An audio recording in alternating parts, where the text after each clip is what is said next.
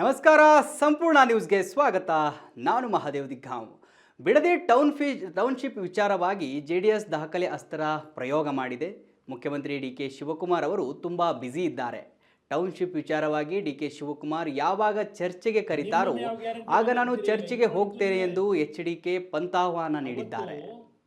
BMICP ಅಂತಕ್ಕಂಥ ಪ್ರಾಧಿಕಾರ ಮಾಡಿ ಬೆಂಗಳೂರಿನಿಂದ ಶ್ರೀರಂಗಪಟ್ಟಣದವರೆಗೆ ಇವರೇ ಚೇರ್ಮನ್ರು. ಇದೇ ಮಹಾನ್ ಭಾವ, ನಾನಲ್ಲ, ಪಿತಾಮಹ. ಅನೈಸ್ ಕಂಪನಿ ಪಿತಾಮಹ ಅವರಿಗೆ ಸೈಟ್ ಕೊಡಲಿಲ್ಲ. ಈಗ ಹೊಸಕೆರೆ ಇಳೆ ತರ ಬತ್ತಾವರ ಬೃಹತ್ ಕಟ್ಟಡ ಯಾವುದೋ ಹೆಸರಿನಲ್ಲಿ ಶೋಭಾ ಹೆಸರಿನಲ್ಲಿ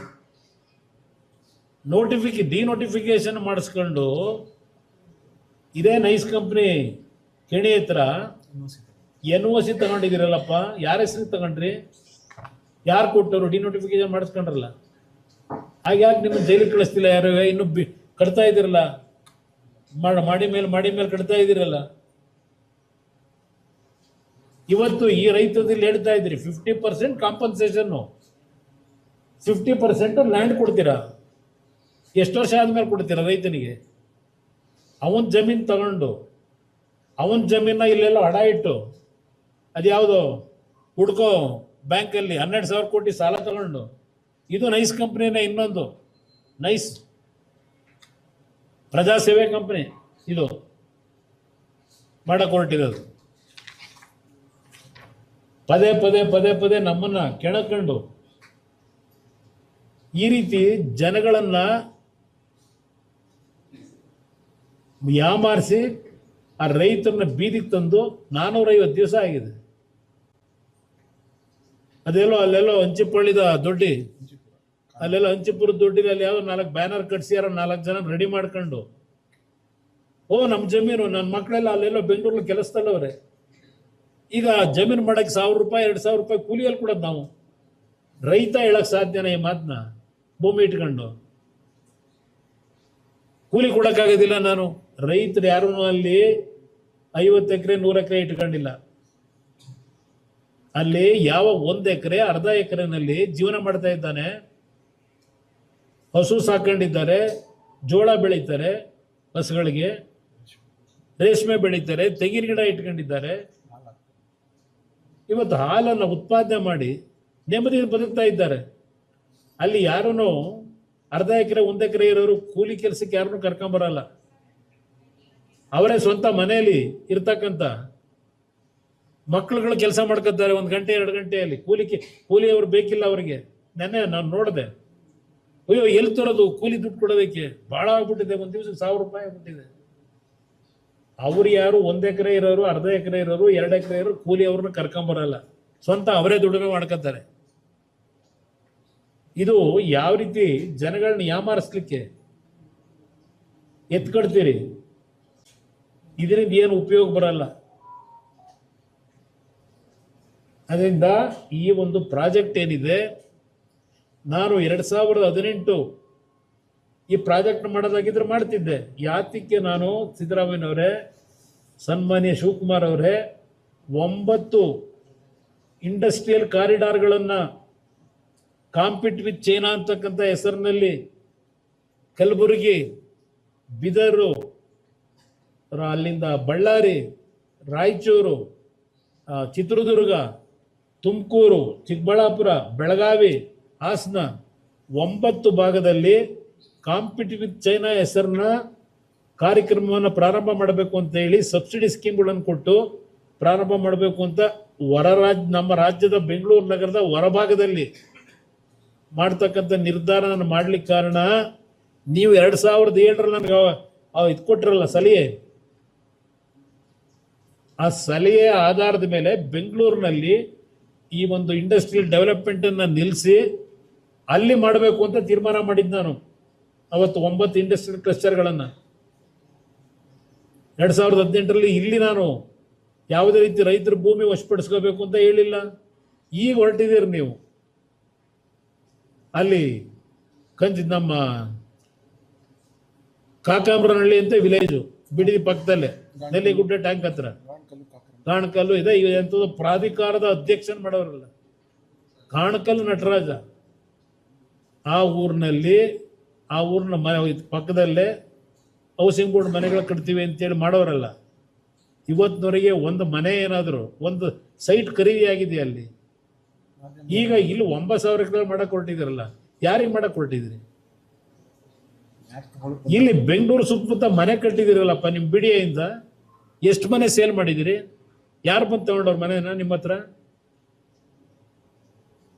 ಇಲ್ಲಿ ಅದ್ಯಾವುದೋ ಈಗಲ್ಟನ್ನು ಎಕರೆಗೆ 12 ಕೋಟಿ ಫಿಕ್ಸ್ ಇವರೇ ಮಾಡಿದ್ರು ಕ್ಯಾಬಿನೆಟ್ ಅಲ್ಲಿ. ಈ ರೈತನು ನಾವು ಯಾರು ಕೊಡದೇ ಇರ್ತಕ್ಕಂಥ ಹಣ ಕೊಡ್ತಾ ಇದ್ದೇವೆ, 2 ಕೋಟಿ ಫಿಕ್ಸ್ ಮಾಡಿದ್ದೀವಿ ಹೇಳ್ತೀರಿ. ಪಕ್ಕದ ಈಗಲ್ಟನ್ನು 12 ಕೋಟಿ ಅದು ಖರಾಬ್ ಭೂಮಿಗೆ ಫಿಕ್ಸ್ ಮಾಡಿದಿರಲ್ಲಪ್ಪ, ನೀವೇ ಮಾಡಿಸಿರೋದಲ್ಲಪ್ಪ. ಇಲ್ಲಿ 2 ಕೋಟಿ ಅಂತೆ ಪಕ್ಕದ ಜಮೀನಿಗೆ ಸರ್ಕಾರವೇ ನೋಟಿಫಿಕೇಶನ್ ಮಾಡಿ ಕ್ಯಾಬಿನೆಟ್ ಅಲ್ಲಿ ಇಟ್ಟು 12 ಕೋಟಿ ಕೊಟ್ಟು ಅಂತ ಅಂದ್ಬಿಟ್ಟು ಅವನಿಗೆ ನೋಟಿಸ್ ಕೊಟ್ಟು 900 ಕೋಟಿ ಕಟ್ಟು ಅಂತೇಳಿ ಅವ್ನು ಮನೆ ಹಾಳು ಮಾಡಿದಿರಲ್ಲ. ಅವ್ನು ಯಾರೋ ಅಲ್ಲೇನೋ ಬಂದು ಪಾಪ ಏನೋ ಒಂದು ಈಗಲ್ಟನ್ ಮಾಡ್ದ, ಅಲ್ಲಿ ಮಾಡಿರೋ ಮನೆ ಹಾಳು ಮಾಡಿರೋ ಕೆಲಸ ನಾವು ನೋಡ್ತಾ ಇಲ್ವಾ? ಅದರಿಂದ ನಾನು ಮಾಧ್ಯಮದ ಸ್ನೇಹಿತರಿಗೆ ಇದನ್ನು ಸವಾಲು ಬೇರೆ ಆಗ್ತಾ ಇದ್ರು, ಬರಲಿ ವೇದಿಕೆ ಮೇಲೆ ಎಲ್ಲ ಮಾಡ್ತೀವಿ ಅಂತ. ಬನ್ನಿ ಬೈರಮಂಗಲಕ್ಕೆ ಹೋಗೋಣ. ನಿಜಕ್ಕೂ ರೈತರು ಒಪ್ಪಿದ್ದಾರೆ, ಅಲ್ಲಿ ಮಾಡಬಾರದು ಮಾಡಿದ್ದೀರಿ. ಅದೇನು MLA ಹೋಗ್ಬಿಟ್ಟು ಚೆಕ್ ಕೊಡೋದು ಉಂಟಾ? ಇದ್ಯಾವಾಲಿಂದ ಈ ಹೊಸ ಕಾನೂನು ತಂದ್ರಿ? ಅಗ್ರಿಮೆಂಟ್ ಆಗಿ ಇವತ್ತಿನವರೆಗೆ 30 ವರ್ಷ ಆದರೂ ಸೈಟ್ ಕೊಟ್ಟಿಲ್ಲ.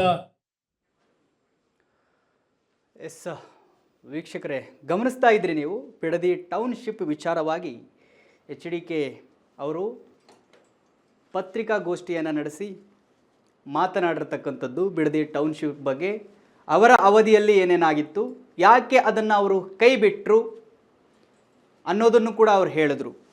ಅದನ್ನು ಅವರು ನೋಟಿಫಿಕೇಷನ್ ಹೊರಡಿಸಿದಾಗ ಅದನ್ನೇನಾದರೂ ಮುಂದುವರಿಸ್ಕೊಂಡು ಹೋಗಿದರೆ ರೈತರಿಗೆ ಎಷ್ಟು ತೊಂದರೆ ಆಗ್ತಿತ್ತು ಅನ್ನೋದನ್ನು ನಾನು ಅರಿತುಕೊಂಡು ಅದಕ್ಕೆ ನಾನು ಕೈ ಬಿಟ್ಟೆ, ಇಲ್ಲಾಂದರೆ ನಾನು ಆವಾಗಲೇ ಮಾಡ್ತಾ ಇದ್ದೆ ಅಂತ ಅವ್ರು ಹೇಳಿದರು. ಮತ್ತು ಅಲ್ಲಿನ ರೈತರ ಬಗ್ಗೆ ಕೂಡ ಅವರು ಮಾತನಾಡಿದರು. ಅಲ್ಲಿ ಯಾರು ಕೂಡ 100 ಎಕರೆ ಹೊಂದಿರೋರು ಇಲ್ಲ ಸ್ವಾಮಿ, ಅಲ್ಲಿರೋದು 1 ಎಕರೆ 2 ಎಕರೆ ಅರ್ಧ ಎಕರೆ ಇಷ್ಟರಲ್ಲೇ ಅವರು ಕೃಷಿಯನ್ನು ಮಾಡಿಕೊಂಡು ಅವರ ಜೀವನವನ್ನು ನಡೆಸ್ತಾ ಇದ್ದಾರೆ. ನೀವು ನಿಮ್ಮ ಲಾಭಗಳಿಗೋಸ್ಕರ ಈ ರೀತಿ ಮಾಡೋದು ಸರಿಯಲ್ಲ. ರೈತರು ಕೊಡ್ತಾ ಇಲ್ಲ ಅಂದರೂ ಕೂಡ ನೀವು ಒತ್ತಾಯಪೂರ್ವಕವಾಗಿ ಅವರ ಭೂಮಿಯನ್ನು ಸ್ವಾಧೀನಪಡಿಸಿಕೊಳ್ಳುವುದು ಎಷ್ಟರ ಮಟ್ಟಿಗೆ ಸರಿ ಅನ್ನುವಂಥ ಮಾತುಗಳನ್ನು ಕೂಡ ಕುಮಾರಸ್ವಾಮಿ ಅವರು ಹೇಳ್ತಾ ಇದ್ರು. ನನ್ನ ಹತ್ರ ದಾಖಲೆಗಳಿದ್ದಾವೆ, ನೀವು ಯಾವಾಗ ಕರಿತೀರಿ ಹೇಳಿ, ನಾನು ಚರ್ಚೆಗೆ ಬರ್ತೀನಿ. ನೀವು ಸದ್ಯ ಬ್ಯುಸಿ ಇದ್ದೀರಿ, ಇವಾಗ ನೀವು ಫ್ರೀ ಇದ್ದಾಗಲೇ ಹೇಳಿ, ನಾನು ಚರ್ಚೆಗೆ ಬರ್ತೀನಿ ಅನ್ನುವಂಥ ಮಾತುಗಳನ್ನು HD ಕುಮಾರಸ್ವಾಮಿ ಅವರು ಹೇಳಿರ್ತಕ್ಕಂಥದ್ದು. ವೀಕ್ಷಕರ, ಒಟ್ಟಿನಲ್ಲಿ ಈ ಪಕ್ಷಗಳ ಅಥವಾ ಈ ವೈಯಕ್ತಿಕ ಪ್ರತಿಷ್ಠೆಯಿಂದ ರೈತರಿಗೆ ಎಫೆಕ್ಟ್ ಆಗಬಾರ್ದಷ್ಟೆ. ಕುಮಾರಸ್ವಾಮಿ ಅವರು ನೋಟಿಫಿಕೇಶನ್ ಹೊರಡಿಸಿದ್ರು, ಅವರ ಮನವರಿಕೆಯನ್ನು ಮಾಡಿಕೊಂಡು ರೈತರಿಗೆ ಕಷ್ಟ ಆಗತ್ತೆ ಅಂತ ತಿಳಿದು, ತೊಂದರೆ ಆಗುತ್ತೆ ಅಂತ ತಿಳಿದು ಅದನ್ನು ಕೈ ಬಿಟ್ಟರು ಅಂತ ಅವ್ರು ಹೇಳಿದರು. ಇವಾಗ DK ಶಿವಕುಮಾರ್ ಅವರು ಅದನ್ನು ಮುಂದುವರಿಸ್ತಾ ಇದ್ದಾರೆ. ರೈತರು ಒಪ್ಕೊಳ್ತಾ ಇಲ್ಲ, ಕೆಲವು ಹಳ್ಳಿಗಳು ಜನರು ಒಪ್ಕೊಳ್ತಾ ಇಲ್ಲ. ನಾವು ಕೃಷಿ ಮಾಡಬೇಕು, ನಮಗೆ ಇದು ಬಿಟ್ಟರೆ ಗತಿ ಇಲ್ಲ, ನೀವು ದುಡ್ಡು ಕೊಟ್ಟರೆ ಅದು ಉಳಿಯೋದಿಲ್ಲ ಸ್ವಾಮಿ, ಕೃಷಿ ಮಾಡಬೇಕು ನಾವು, ನೀವು ಯಾವುದೋ ಬೇರೆ ಜಾಗ ಕೊಡ್ತೀರಿ, ಅಲ್ಲಿ ಹೋಗಿ ಕೃಷಿಯನ್ನು ಮತ್ತೆ ಮಾಡಬೇಕು ಅಂದರೆ ನಾವು ಭಾಳ ಕಷ್ಟಪಡಬೇಕಾಗತ್ತೆ. ಇವಾಗ ನಮ್ಮ ಹತ್ರ ಎಲ್ಲ ಇದೆ, ತೆಂಗು ಬೆಳಿತೀವಿ, ನಾವು ಎಲ್ಲವನ್ನ ಬೆಳಿತೀವಿ, ಅಲ್ಲಿ ಹೈನುಗಾರಿಕೆ ಮಾಡ್ತೀವಿ, ಬೆಂಗಳೂರಿಗೆ ಆಲ್ಮೋಸ್ಟ್ ಅಲ್ಲಿಂದನೇ ಹಾಲು ಬರುತ್ತೆ ಅನ್ನುವಂತಹ ಮಾತುಗಳು ಕೂಡ ಇದ್ದಾವೆ. ಬಿಡದಿಯಿಂದನೇ ಬರುತ್ತೆ. ಬಿಡದಿಯ ರೈತರು ಹೈನುಗಾರಿಕೆ ಮಾಡಿ ಆ ಹಾಲನ್ನು ಉತ್ಪಾದನೆ ಮಾಡಿ ಇಲ್ಲಿಗೆ ಬೆಂಗಳೂರಿಗೆ ಕಳಿಸುವಂತಹ ಕೆಲಸಗಳನ್ನು ಮಾಡ್ತಾರೆ. ಬೆಂಗಳೂರು ಆಲ್ಮೋಸ್ಟ್ ಅಲ್ಲಿಂದನೇ ಹಾಲು ಸರಬರಾಜಾಗುತ್ತೆ ಅನ್ನುವಂತಹದ್ದು ಕೂಡ ಇದ್ದಾರೆ. ಮಕ್ಕಳುಗಳು ಕೆಲಸ ಮಾಡ್ಕೊತಾರೆ 1 ಗಂಟೆ 2 ಗಂಟೆಯಲ್ಲಿ. ಕೂಲಿ ಅವರು ಬೇಕಿಲ್ಲ ಅವರಿಗೆ. ನೆನ್ನೆ ನಾನು ನೋಡಿದೆ, ಅಯ್ಯೋ ಎಲ್ಲಿ ತರೋದು ಕೂಲಿ ದುಡ್ಡು ಕೊಡೋದಕ್ಕೆ ಭಾಳ ಆಗ್ಬಿಟ್ಟಿದೆ, ಒಂದು ದಿವಸಕ್ಕೆ 1000 ರೂಪಾಯಿ ಆಗ್ಬಿಟ್ಟಿದೆ. ಅವ್ರು ಯಾರು 1 ಎಕರೆ ಇರೋರು, ಅರ್ಧ ಎಕರೆ ಇರೋರು, 2 ಎಕರೆ ಇರೋರು ಕೂಲಿ ಅವ್ರನ್ನ ಕರ್ಕೊಂಬರಲ್ಲ, ಸ್ವಂತ ಅವರೇ ದುಡಿಮೆ ಮಾಡ್ಕೊತಾರೆ. ಇದು ಯಾವ ರೀತಿ ಜನಗಳನ್ನ ಯಾಮಾರಿಸ್ಲಿಕ್ಕೆ ಎತ್ಕೊಡ್ತೀರಿ? ಇದರಿಂದ ಏನು ಉಪಯೋಗ ಬರಲ್ಲ.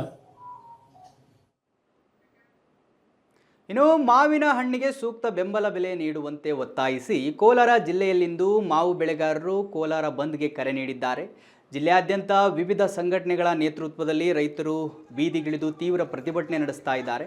ಪ್ರಸ್ತುತ ಮಾರುಕಟ್ಟೆಯಲ್ಲಿ ಒಂದು ಟನ್ ಮಾವಿಗೆ 3,000 ರಿಂದ 4,000 ರೂಪಾಯಿ ಮಾತ್ರ ದೊರೆಯುತ್ತಿದ್ದು, ಇದು ರೈತರಿಗೆ ದೊಡ್ಡ ನಷ್ಟ ಉಂಟು ಮಾಡುತ್ತಿದೆ. ಮಾವು ಬೆಳೆಗಾರರ ಸಂಘ ಹಾಗೂ ಇತರೆ ಸಂಘಟನೆಗಳು ಸರ್ಕಾರ ಕನಿಷ್ಠ 8 ರಿಂದ 10,000 ರೂಪಾಯಿ ಬೆಂಬಲ ಬೆಲೆಯನ್ನು ಘೋಷಿಸಬೇಕು ಎಂದು ಆಗ್ರಹಿಸಿವೆ. ಇನ್ನು ತಮ್ಮ ಹೊಲಗಳಲ್ಲಿ ಬೆಳೆದ ಬೆಳೆಗಳನ್ನು ರಸ್ತೆಗೆ ಸುರಿದು ಸರ್ಕಾರದ ವಿರುದ್ಧ ಧಿಕ್ಕಾರ ಕೂಗಿ ಹೋರಾಟ ನಡೆಸ್ತಾ ಇದ್ದಾರೆ.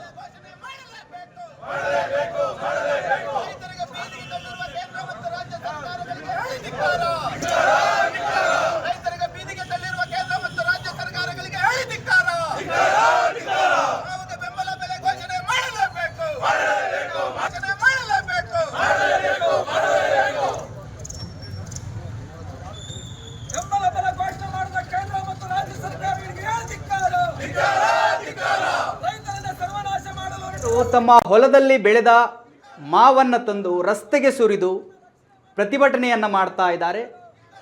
ಮಾವಿಗೆ ಬೆಂಬಲ ಬೆಲೆ ಕೊಡಿ ಅಂತ ಹೇಳಿ. ಸದ್ಯ ಟನ್ಗೆ 3 ರಿಂದ 4,000 ರೂಪಾಯಿ ಮಾರ್ಕೆಟ್ನಲ್ಲಿ ಇದೆ. ಬಟ್ ಅದು ಯಾವುದಕ್ಕೂ ಸಾಲ್ತಾ ಇಲ್ಲ. ಅವರ ಬಂಡವಾಳ ಅವರಿಗೆ ವಾಪಸ್ ಬರ್ತಾ ಇಲ್ಲ. ಸೊ ಈ ಕಾರಣಕ್ಕಾಗಿ ಸರ್ಕಾರದ ವಿರುದ್ಧ ಘೋಷಣೆಗಳನ್ನು ಕೂಗಿ ಮಾವಿಗೆ ನೀವು ಸೂಕ್ತ ಬೆಲೆಯನ್ನು ಕೊಡಬೇಕು, 8 ರಿಂದ 10,000 ರೂಪಾಯಿ ಅದಕ್ಕೆ ಬೆಂಬಲ ಬೆಲೆ ನೀವು ಕೊಡಬೇಕು ಅಂತ ಹೇಳಿ ರೈತರು ಪ್ರೊಟೆಸ್ಟ್ ಮಾಡ್ತಾ ಇದ್ದಾರೆ. ಕೋಲಾರ ಇಡೀ ಬಂದ್ ಮಾಡಿದ್ದಾರೆ. ವಿವಿಧ ಸಂಘಟನೆಗಳು, ರೈತ ಸಂಘಟನೆಗಳು ಎಲ್ಲ ಸೇರಿ ಪ್ರೊಟೆಸ್ಟ್ ಮಾಡ್ತಾ ಇರತಕ್ಕಂಥದ್ದು ನೀವು ಗಮನಿಸ್ತಾ ಇದ್ದೀರಿ. ದೃಶ್ಯಗಳಲ್ಲಿ ಎಷ್ಟು ಮಾವನ್ನು ತಂದಲ್ಲಿ ಸುರಿದಿದ್ದಾರೆ. ವರ್ಷವಿಡೀ ಕೃಷಿಯನ್ನು ಮಾಡಿ ಹೊಲದಲ್ಲಿ ದಣಿದು ಮಾವನ್ನು ಬೆಳೆದು ಫೈನಲ್ ಆಗಿ ಅದು ಮಾರ್ಕೆಟ್ಗೆ ತಂದಾಗ ಅದಕ್ಕೆ ಬೆಲೆ ಸಿಕ್ಕಿಲ್ಲ ಅಂದರೆ ರೈತ ಆಕ್ರೋಶ ವ್ಯಕ್ತಪಡಿಸದೆ ಮತ್ತಿನ್ನೇನು ಮಾಡ್ತಾನೆ ಹೇಳಿ. ಯಾಕಂತ ಹೇಳಿದ್ರೆ ರೈತರ ಜೀವನ ಸುಲಭವಲ್ಲ ವೀಕ್ಷಕರೇ. ಮಾವಷ್ಟೇ ಅಲ್ಲ, ಪ್ರತಿಯೊಂದು ಬೆಳೆಯಲ್ಲೂ ಇದೇ ಸಮಸ್ಯೆಯನ್ನು ಅನುಭವಿಸ್ತಾನೆ ರೈತ.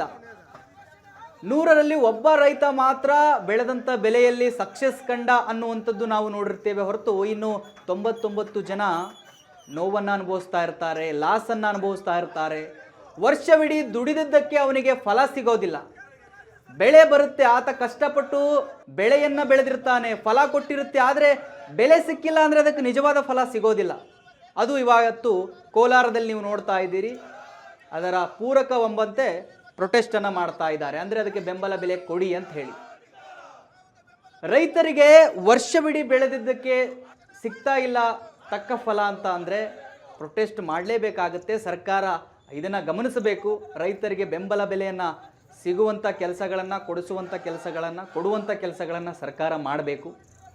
ಸೊ ಇವಾಗ ನೀವು ದೃಶ್ಯದಲ್ಲಿ ಗಮನಿಸ್ತಾ ಇರೋದು, ಪ್ರೊಟೆಸ್ಟ್ ಮಾಡ್ತಾ ಇರೋದು ಕೋಲಾರಾದ್ಯಂತ ಸಂಘಟನೆಗಳು ಮತ್ತು ರೈತರು ಸೇರಿಕೊಂಡು ಪ್ರೊಟೆಸ್ಟ್ ಮಾಡ್ತಾ ಇದ್ದಾರೆ. ಯಾರಿಗೆ ಕಷ್ಟ ಆದರೂ ಒಂದು ರೀತಿ ನಡೆಯುತ್ತೆ ಅನ್ನಬಹುದು. ಆದರೆ ರೈತ ಸಂಕಷ್ಟದಲ್ಲಿದ್ದರೆ ಭಾಳ ತೊಂದರೆ ಆಗುತ್ತೆ. ರೈತ ಏನಾದರೂ ಸಿಟ್ಟಿಗೆದ್ರೆ ನಾವು ಊಟ ಮಾಡೋದು ಕಷ್ಟ ಆಗಿಬಿಡುತ್ತೆ. ಯಾಕಂತ ಹೇಳಿದ್ರೆ ರೈತರ ಆಕ್ರೋಶ ಒಳ್ಳೆಯದಲ್ಲ.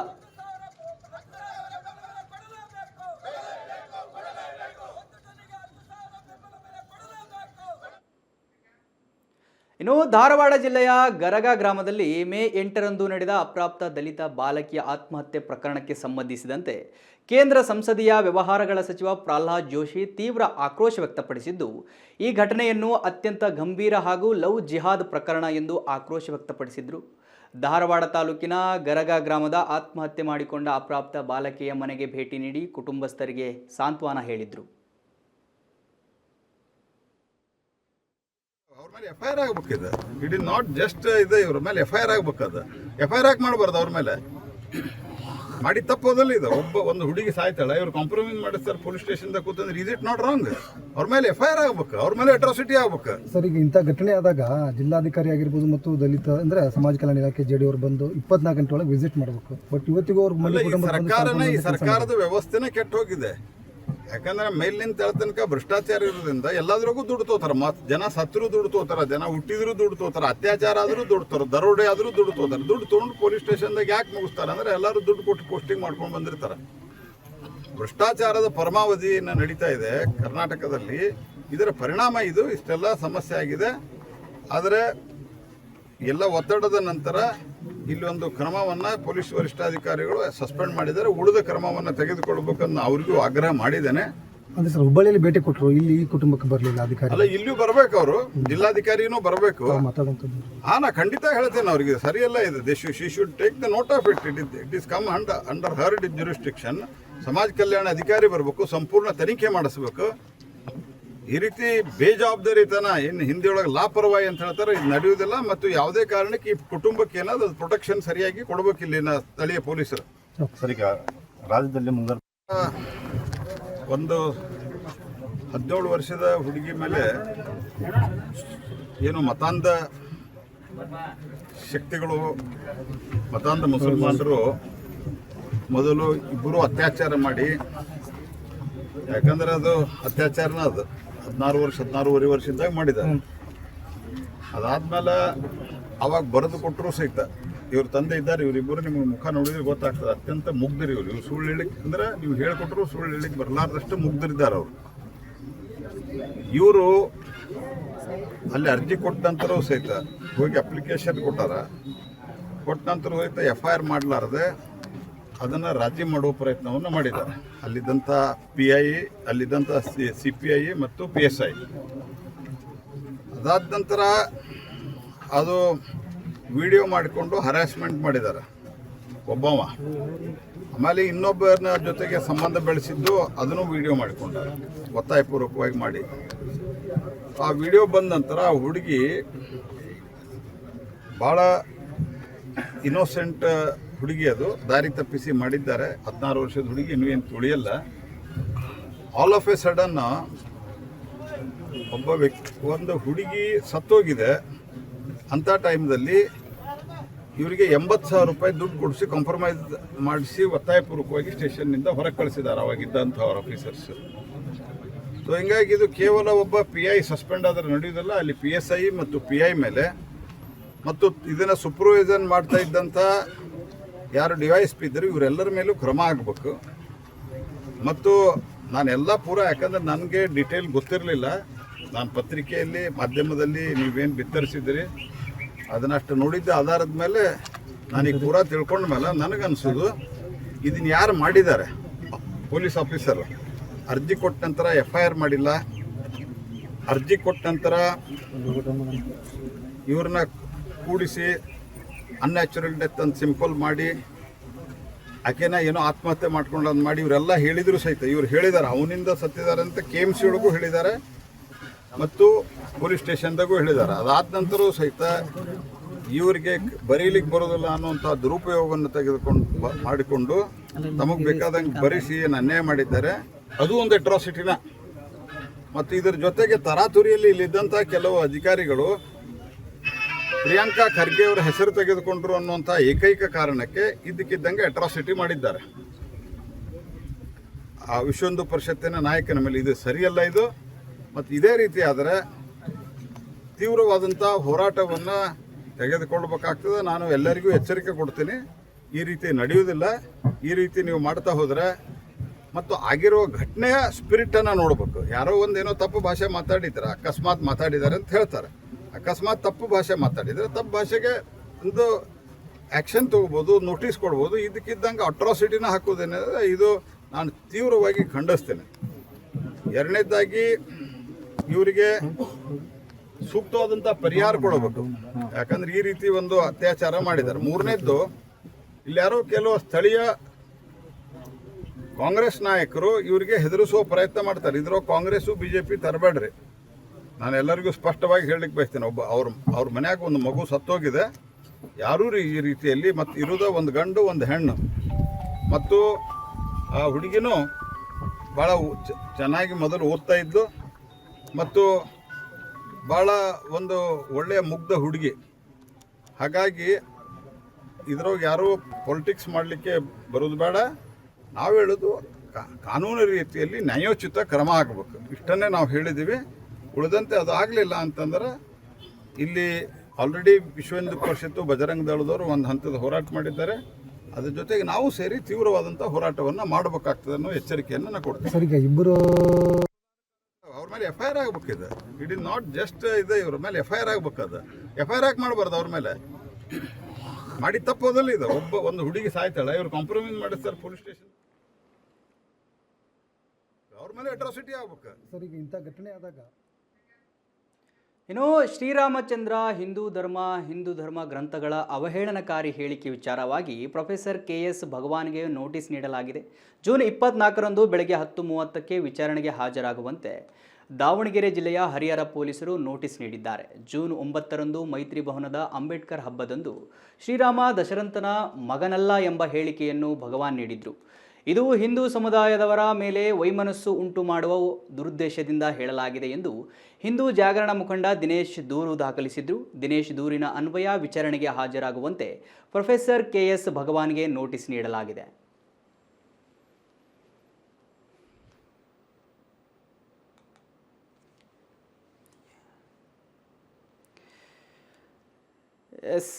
ವೀಕ್ಷಕರೇ, ಶ್ರೀರಾಮಚಂದ್ರ ಹಿಂದೂ ಧರ್ಮ ಮತ್ತು ಹಿಂದೂ ಧರ್ಮದ ಗ್ರಂಥದ ಬಗ್ಗೆ ಅವಹೇಳನಕಾರಿ ಮಾತುಗಳನ್ನು ಆಡಲಾಗಿದೆ ಅಂತ ಹೇಳಿ ಪ್ರೊಫೆಸರ್ KS ಭಗವಾನ್ ಅವರಿಗೆ ಇವಾಗ ನೋಟಿಸನ್ನು ನೀಡಲಾಗಿದೆ ವಿಚಾರಣೆಗೆ ಹಾಜರಾಗುವಂತೆ.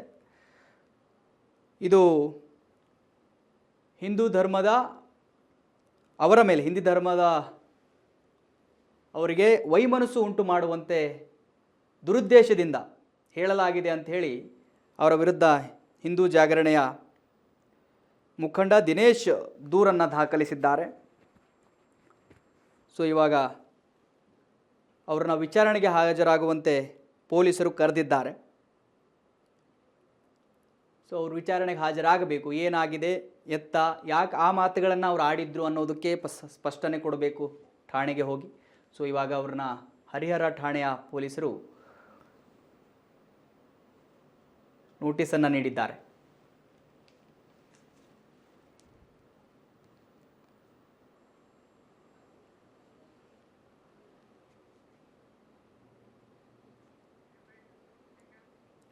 ಇನ್ನು ದೇವಾಲಯದ ಬೀಗ ಮುರಿದು ಕಳ್ಳತನ ಮಾಡಿರುವ ಘಟನೆ ಬೆಂಗಳೂರಿನ ನೆಲಮಂಗಲ ತಾಲೂಕಿನ ಮಾರೋಹಳ್ಳಿ ಗ್ರಾಮದಲ್ಲಿ ನಡೆದಿದೆ. ಅಭಯ ಆಂಜನೇಯ ದೇವಾಲಯದ ಬೀಗ ಮುರಿದು ಸುಮಾರು 2.5 kg ತೂಕದ ಬೆಳ್ಳಿ ವಸ್ತುಗಳನ್ನು ಕದ್ದು ಪರಾರಿಯಾಗಿದ್ದಾರೆ. ದೇವಾಲಯದ ಅರ್ಚಕ ಶಾಂತಕುಮಾರ್ ಪೂಜೆಗೆ ಬಂದಾಗ ಕಳ್ಳತನವಾಗಿರುವುದು ತಿಳಿದು ಬಂದಿದೆ. ಸದ್ಯ ನೆಲಮಂಗಲ ಪೊಲೀಸರು ಠಾಣೆಯಲ್ಲಿ ಪ್ರಕರಣ ದಾಖಲಾಗಿದ್ದು ಆರೋಪಿಗಳಿಗಾಗಿ ಪೊಲೀಸರು ಬಲೆ ಬೀಸಿದ್ದಾರೆ.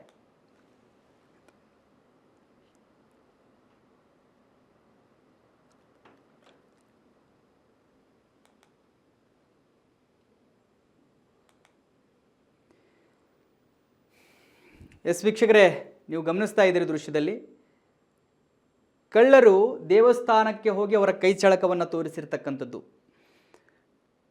ಅಭಯ ಆಂಜನೇಯ ದೇವಸ್ಥಾನದಲ್ಲಿ ನಡೆದಿರ್ತಕ್ಕಂಥದ್ದು. ನೆಲಮಂಗಲದ ಅಭಯ ಆಂಜನೇಯ ದೇವಸ್ಥಾನದಲ್ಲಿ 2 kg ಬೆಳ್ಳಿ ವಸ್ತುಗಳನ್ನು ಕದ್ದು ಪರಾರಿಯಾಗಿದ್ದಾರೆ. ಸೊ ಇವಾಗ ಕಂಪ್ಲೇಂಟ್ ಆಗಿದೆ.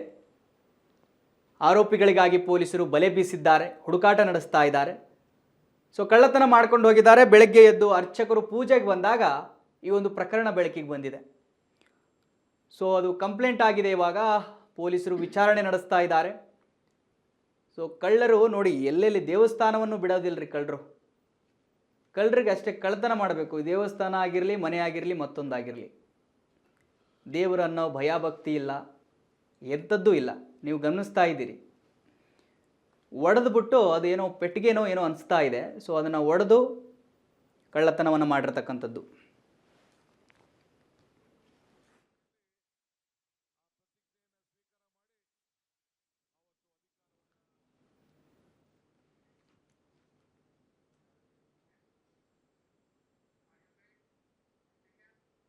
ಇನ್ನು ರೈತರಿಗೆ ಮರಣ ಶಾಸನ ಬರೆಯುವ ಖಾಸಗಿ ಗೊಬ್ಬರ ಅಂಗಡಿಗಳ ವಿರುದ್ಧ ಕ್ರಮ ಕೈಗೊಳ್ಳುವಂತೆ ಸರ್ಕಾರಕ್ಕೆ ಜೈ ಕರ್ನಾಟಕ ರಕ್ಷಣಾ ಸೇನೆ ಆಗ್ರಹಿಸಿದೆ. ರಾಯಚೂರು ಜಿಲ್ಲೆಯ ಲಿಂಗಸೂರು ತಾಲೂಕಿನ ರೈತರಿಗೆ ಸರಿಯಾದ ರಸಗೊಬ್ಬರ ಸಿಗದೆ ಖಾಸಗಿ ಅಂಗಡಿ ಮಾಲೀಕರ ಆಟೋಪಕ್ಕೆ ಬಲಿಯಾಗುತ್ತಿದ್ದಾರೆ. ಕೂಡಲೇ ಸರ್ಕಾರ ಇದರ ವಿರುದ್ಧ ಕ್ರಮ ಕೈಗೊಳ್ಳುವಂತೆ ಜಯ ಕರ್ನಾಟಕ ರಕ್ಷಣಾ ಸೇನೆಯ ಅಧ್ಯಕ್ಷರಾದ ಹನುಮಂತರಾಯ ಅವರು ಆಗ್ರಹಿಸಿದ್ದಾರೆ.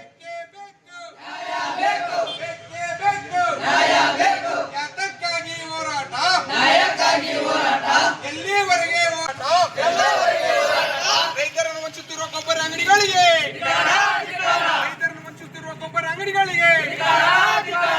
ಬೀಜ ಮಾರಾಟ ಮಾಡುತ್ತಿರುವ ಗೊಬ್ಬರ ಅಂಗಡಿಗಳ ಮೇಲೆ ಕ್ರಮವನ್ನು ತೆಗೆದುಕೊಳ್ಳಲೇಬೇಕು. ಬೀಜ ಮಾರಾಟ ಮಾಡುತ್ತಿರುವ ಗೊಬ್ಬರ ಅಂಗಡಿಗಳಿಗೆ ಬೇಕೇ ಬೇಕು. ಯಾತಕ್ಕಾಗಿ ಹೋರಾಟ? ಎಲ್ಲಿವರೆಗೆ ಹೋರಾಟ?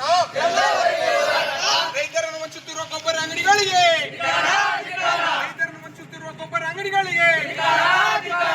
ಬೀಜ ಮಾರಾಟ ಮಾಡುತ್ತಿರುವ ಗೊಬ್ಬರ ಅಂಗಡಿಗಳ ಮೇಲೆ ಕ್ರಮವನ್ನು ತೆಗೆದುಕೊಳ್ಳಲೇಬೇಕು. ಬೀಜ ಮಾರಾಟ ಮಾಡುತ್ತಿರುವ ಗೊಬ್ಬರ ಅಂಗಡಿಗಳಿಗೆ ಬೇಕೇ ಬೇಕು. ಯಾತಕ್ಕಾಗಿ ಹೋರಾಟ? ಈ ಗೊಬ್ಬರವನ್ನು ತೆಗೆದುಕೊಂಡ್ರೆ ಸೆಂಟ್ರಲ್ ಮತ್ತು ಜಿಂಕೆ ಈ ಗೊಬ್ಬರವನ್ನು ತೆಗೆದುಕೊಂಡ್ರೆ ಮಾತ್ರ ಯೂರಿಯಾ ಮತ್ತು DAP ಕೊಡ್ತು ಅಂತಂತೇಳಿ ಇವತ್ತು ರೈತರನ್ನು ವಂಚಿಸುವಂಥ ಇವತ್ತು ಕೆಲಸ ಇವತ್ತು ಗೊಬ್ಬರ ಅಂಗಡಿಗಳು ಮಾಡ್ತಾ ಇವೆ. ಅದೇ ರೀತಿಯಾಗಿ ಬಿತ್ತನೆ ಆರಂಭದಿಂದಲೂ ಸಹ ಇಲ್ಲಿವರೆಗೂ ಕಳಪೆ ಮಟ್ಟದ ಬೀಜಗಳನ್ನು ಇವತ್ತು ಮಾರಾಟ ಮಾಡಿದ್ದಾರೆ. ಇವತ್ತು ಗುರುಗುಂಟ ಹೋಬಳಿ ಇರ್ಬೋದು ಮತ್ತು ಮುದಗಲ್ ಹೋಬಳಿ ಇರ್ಬೋದು, ಆನೆವಸೂರು ಮತ್ತು ಕೆಲವು ಹಳ್ಳಿಗಳಲ್ಲಿ ಸೂರ್ಯಪಾನ ಮತ್ತು ತೊಗರಿ ಬಿತ್ತನೆ ಮಾಡಿದ್ದಾರೆ ಮತ್ತು ಇನ್ನಿತರ ಬೀಜಗಳ ಬಿತ್ತನೆ ಸಹ ಮಾಡಿದ್ದಾರೆ. ಆದರೆ ಈ ಗೊಬ್ಬರದ ಅಂಗಡಿಯ ಮಾಲೀಕರು ಕಳಪೆ ಮಟ್ಟದ ಬೀಜ ಮಾರಾಟ ಮಾಡಿದ ಕಾರಣ ಇವತ್ತು ಬೆಳೆ ಮೊಳಕೆ ಒಡೆಯದೆ ಇವತ್ತು ಭೂಮಿಯಲ್ಲೇ ನಶಿಸಿ ಹೋಗಿವೆ. ಅದಕ್ಕೋಸ್ಕರ ಮಾನ್ಯ ಸಹಾಯುಕ್ತರು ಕೂಡಲೇ ಗೊಬ್ಬರದ ಅಂಗಡಿಗಳ ಮೇಲೆ ಸೂಕ್ಷ್ಮತೆಯಿಂದ ಒಂದು ತಂಡವನ್ನು ರಚನೆ ಮಾಡಿ ಯಾರು ತಪ್ಪಿಸ್ತರಿದ್ದಾರೆ, ಯಾವ ಗೊಬ್ಬರ ಅಂಗಡಿಗಳು ಕಳಪೆ ಬೀಜ ಮಾರಾಟ ಮಾಡಲಾಗುತ್ತಿದೆ ಮತ್ತು ಗೊಬ್ಬರವನ್ನು ಮಾರಾಟ ಮಾಡದೆ ಇನ್ನಿತರ ಗೊಬ್ಬರವನ್ನು ತೆಗೆದುಕೊಳ್ಳಬೇಕಂತ ರೈತರ ಮೇಲೆ ಏನೇ ಒತ್ತಡ ಆಗ್ತಿದ್ದಾರೆ, ಆ ಅಂಗಡಿಗಳ ಮೇಲೆ ಕೂಡಲೇ ಕ್ರಮ ತೆಗೆದುಕೊಳ್ಬೇಕಂತ ಹೇಳಿ ಎಷ್ಟು ಅಂಗಡಿಗಳ ಮನವಿ ಪತ್ರ ಈಗಾಗಲೇ ಲಿಂಗಸೂರು ತಾಲೂಕಿನಲ್ಲಿ ಕೆಲವು ಅಂಗಡಿಗಳು ಮಾರಾಟ ಮಾಡಿದ್ದೀವಿ. ಸಾಕ್ಷಿ ಸಮೇತ ನಾವು ಈ ಮನವಿ ಪತ್ರದಲ್ಲಿ ಒಂದು ದೃಢಪಡಿಸಿದ್ದೀವಿ. ಈ ಕೂಡಲೇ ಎಲ್ಲ ಅಂಗಡಿಗಳನ್ನು ಏನು ಸಲ್ಲಿಸುವುದೇನೆಂದರೆ ಲಿಂಗಸೂರು ತಾಲೂಕಿನಾದ್ಯಂತ ರಸಗೊಬ್ಬರದ ಅಂಗಡಿಗಳು ರೈತರಿಗೆ ವಂಚನೆ ಮಾಡುತ್ತಿರುವ ಬಗ್ಗೆ ರೈತರನ್ನು ವಂಚಿಸುತ್ತಿರುವ ಗೊಬ್ಬರ ಅಂಗಡಿಗಳಿಗೆ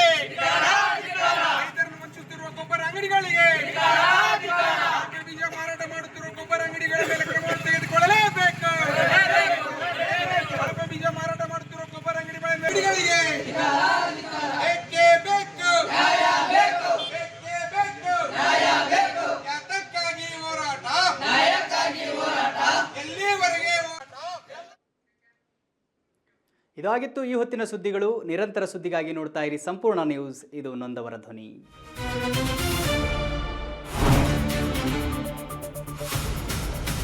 ಸಂಪೂರ್ಣ ನ್ಯೂಸ್ 24x7 ಇದು ನೊಂದವರ ಧ್ವನಿ.